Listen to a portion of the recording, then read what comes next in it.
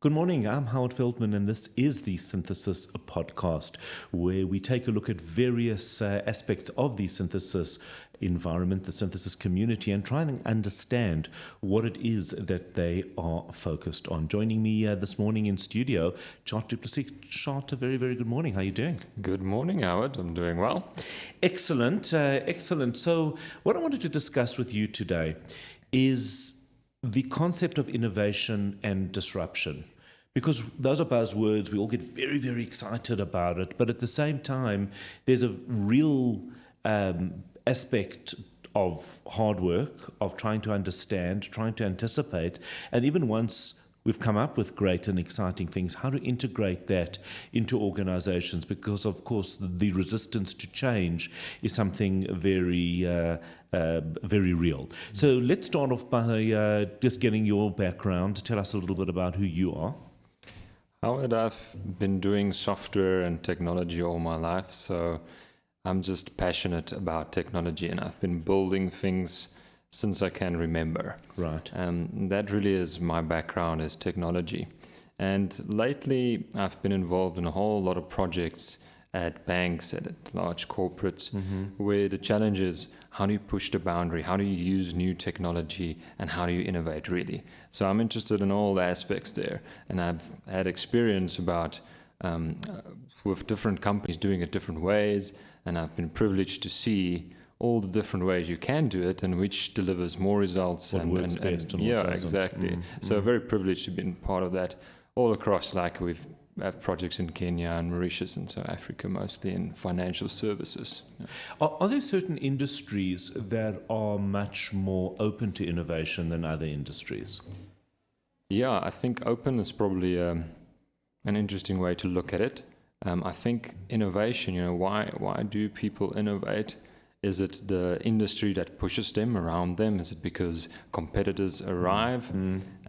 But I do think that the financial services industry is one that's pushed a lot. I'm not sure why. There is a lot of pressure. Maybe it's the numbers that they're dealing with in terms of volumes of clients and volumes of interaction. If we think about any given bank, a retail bank, needing to communicate with clients, they can't send the same communication to the same people.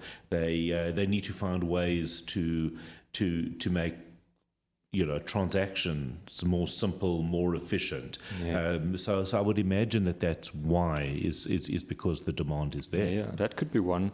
I think if the financial services industry, I don't know, well, there's competitors that are arising that you wouldn't expect. And those are people like Google, Amazon, and even if they're not competing in products, they're competing in experience. And if you talk about millennials or the new generation coming up, they're so used to Google knowing everything about them.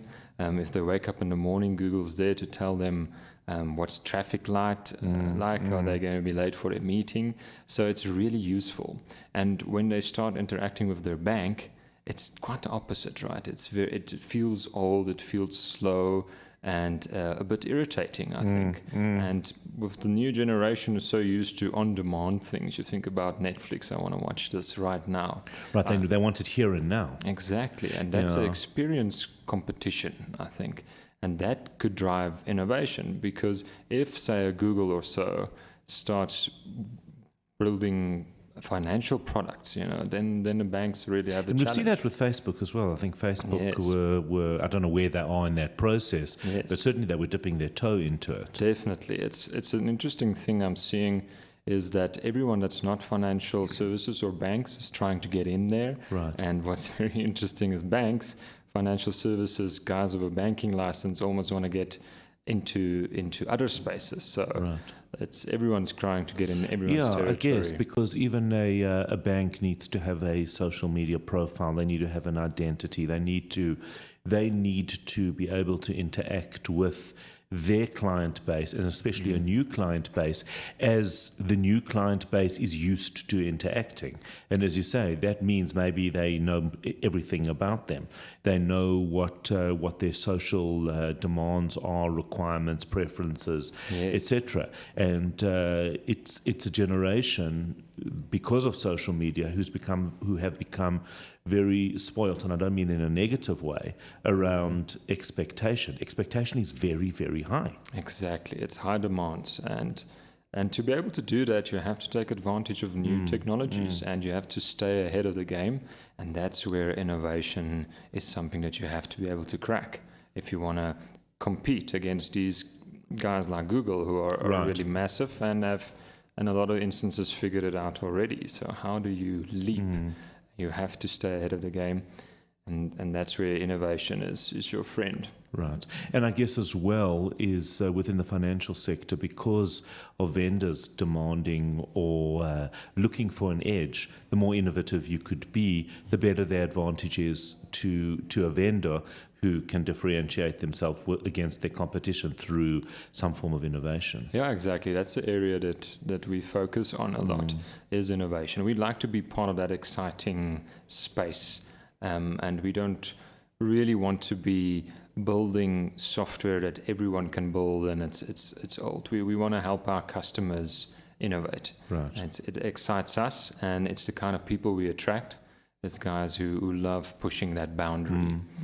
So that's our focus. Right. Can you give me an example of an exciting innovation? If you can't mention the name of a company, that's also cool. But just some kind of an idea as to an example of this. Yeah, a cool story that I love as a good innovation example is a company in Mauritius that we did work for, and they just did consumer lending, and they were pretty big in Mauritius. And they were doing everything manually, old-fashioned, paper ways. So the challenge was, how do we change that to a completely automized? And I think when we came in, we tried to push them even more. We said, right, you can digitize this. That's great. That's probably the next step, and you should do that. But what's more interesting is, how can you reinvent it? And there's two challenges there. One is change, because your organization might not be ready for that reinvented, and the other challenge obviously is the technology itself doing that. So what we did there is something that's known in the industry as dual transformation. And that is where in the industry you're in, or in the region you are in Mauritius, for example, you just digitize your processes. You just take a small step forward. But then you go into a new region, and for them it was another country in Africa. And they weren't there at all, so they had to start as a startup. And that's exactly what we did. Let's say, if we are in this new region, can we build this company with a blank slate?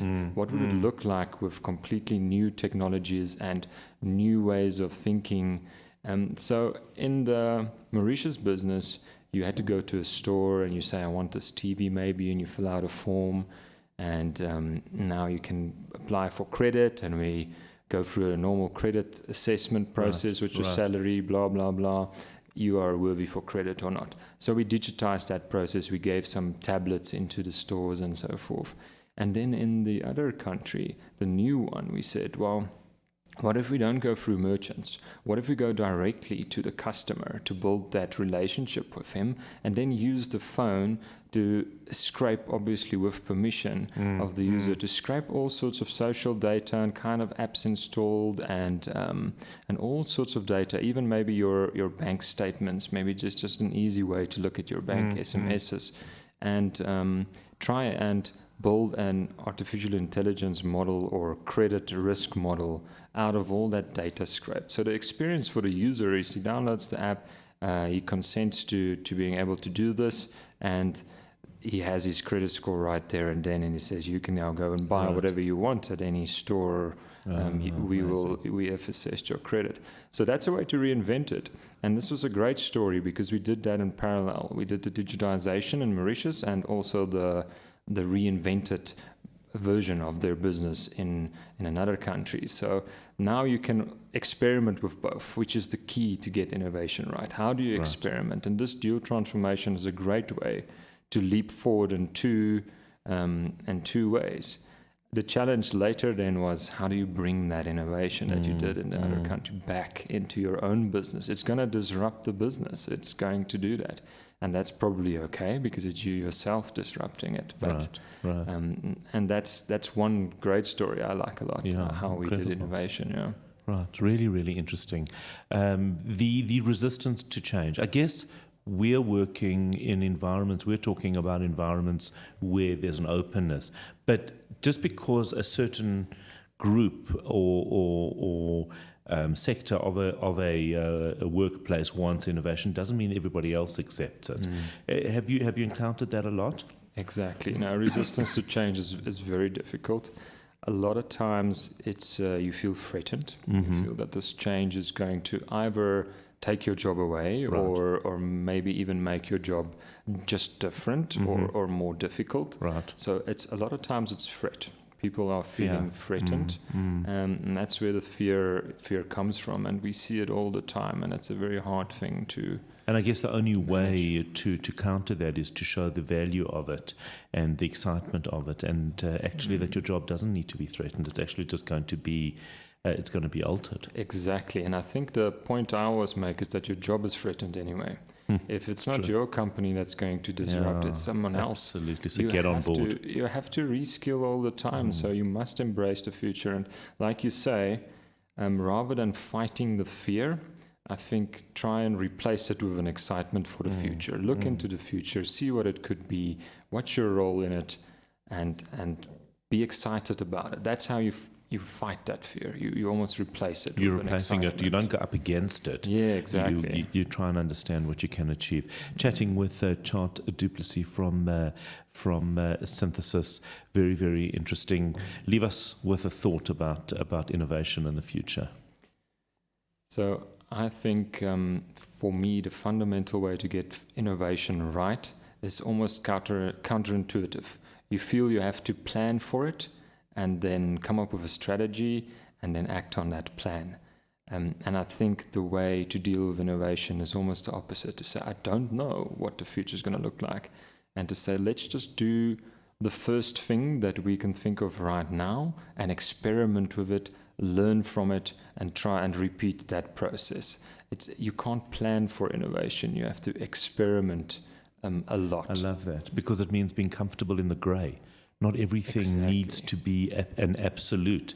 And that is, unfortunately, where the world is pulling us, because in many ways, whether it's around our politics or social media, whatever it is, we're very, very polarized. But in fact, there are so many different areas of grey, and that's really the answer, in your view, which I really like, to successful innovation, is it doesn't need to be absolute. You don't need to know exactly the pathway and the journey. You just need to take that first step and get out there. Exactly. If you know, then it's probably not innovation, and anyone can see it, right? You don't know. That's the whole point of it. I love that. Absolutely fantastic. I'm Howard Feldman. This has been your Synthesis podcast.